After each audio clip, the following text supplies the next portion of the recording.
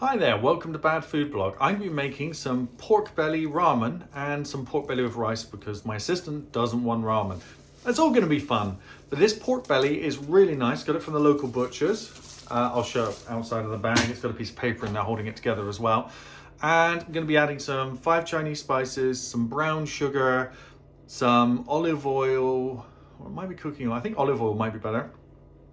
And some salt and pepper. And then I'm going to be placing it in the air fryer and I'm going to show you all of that process. So let's get on with it. Welcome, I've just washed my hands and let's start off with cutting up the pork belly and then getting it marinated. So then I can get everything else ready. Oh, and here we have the 3 pieces of pork belly. And I've got no idea why the butcher insists on using this rancid paper. He thinks it's butcher paper and it's not.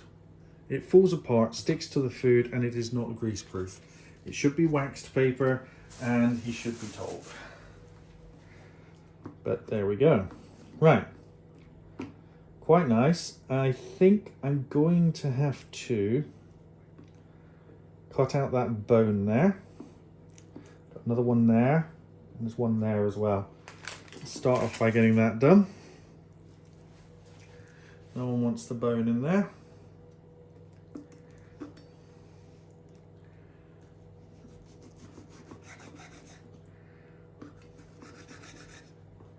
Right, let's feel if there's any more anywhere down here. Nope, there's no more. That's good, let's get that bone out there. It's also, along with the bone comes a little bit of sinew either side, so you've actually got to cut out a bit more than the bone. If you're seeing that. There we go. That's good. This last one there, there's some bone there. I don't feel any more anywhere else along. Just there, so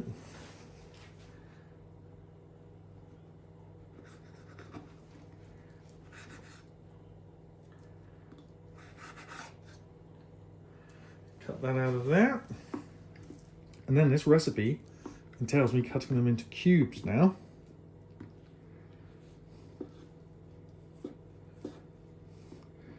Or should I take the skin off?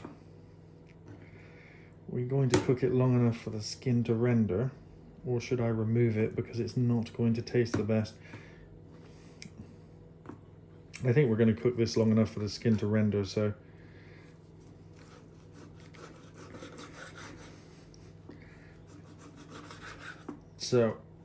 here we are.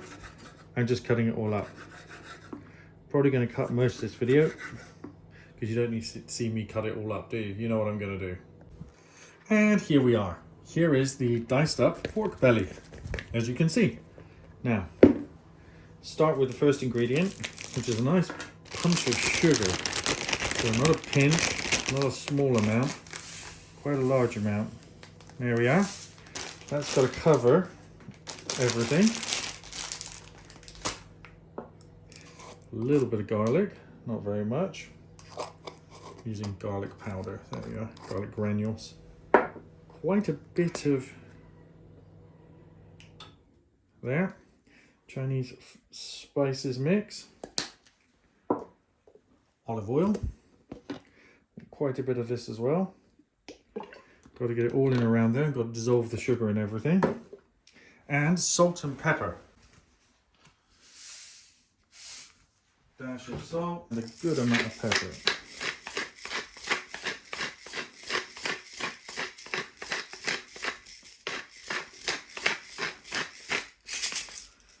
There we go.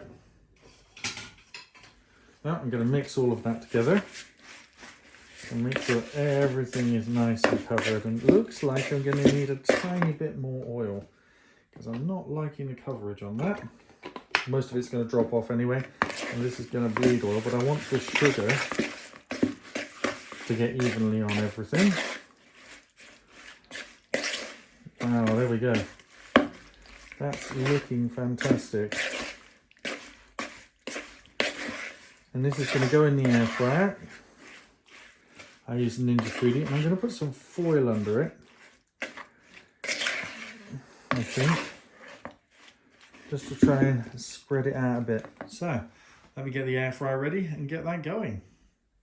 Here we are at the air fryer, and seeing as I'm going to be moving it around and shifting it around in there, I'm just going to splosh it in, spread it about a bit, so as little of it is touching as possible, and then I'm going to put it on as high a temperature as I can, 200 degrees, and I'm going to try and nuke the hell out of it in there. So you can see I put that in the bottom because I want a little bit of juice action going on, but I want everything to evaporate. But there we go. So I've got a bit of foil in there just because there's sugar in, it's sticky, it's messy, there's still air is going to still get around it, it's going to be fine.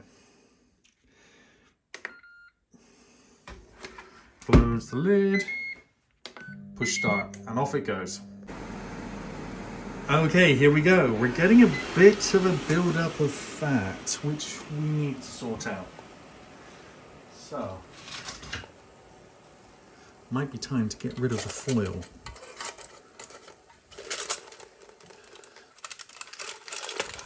You might be wondering how I can pick the foil up just a couple of seconds after it being in the heat. Well, foil is aluminium and is a really good conductor of heat, and that foil is colder than my skin temperature already after being 200 degrees not a few seconds before. That is the beauty of that. So now that I've got it cooked and a little bit of fat's rendered off, and you see we're starting to get some colour there, and they've shrunk quite a bit. As you can see, they're going to be nicely evened out everywhere. Now, continue cooking. Oh, it smells so good, the Chinese spices. I just ran out here because there was these massive popping sounds. It seems like the skin is getting nice and hot and popping. It's a really nice sound it's making, but these are almost ready. I'm going to turn them down for a little bit just to keep them rendering a little bit longer. Oh, we've run out of time. A full 20 minutes already gone. But I'm going to turn the temperature down. I don't think you can quite see it, but I'm turning it down to 180 from 200. Because I want them to continue to render, but I don't want them to burn. Here it is, it's popping, I'm popping. Come on, do it on the camera. It never does it on the camera. Oh, doesn't that look nice? Whoa, that's going right on top of the lovely ramen. Yum, yum, yum, yum, yum, yum, yum. And here is the final dish. Let's try sesame oils from Ramen Ramen.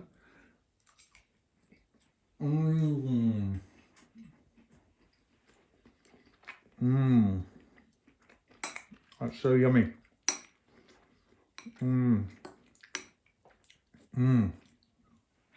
So, pork belly ramen. Yummy!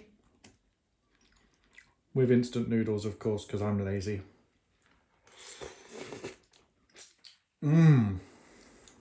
Just a hint of the... because these have been in the broth a little bit. Just a hint of the flavour in there. Maybe could have cooked these and burnt these a little bit longer, but I do like them. They're quite nice. Well, I'm off to eat the rest of this. Thanks for watching. Please subscribe. Bye.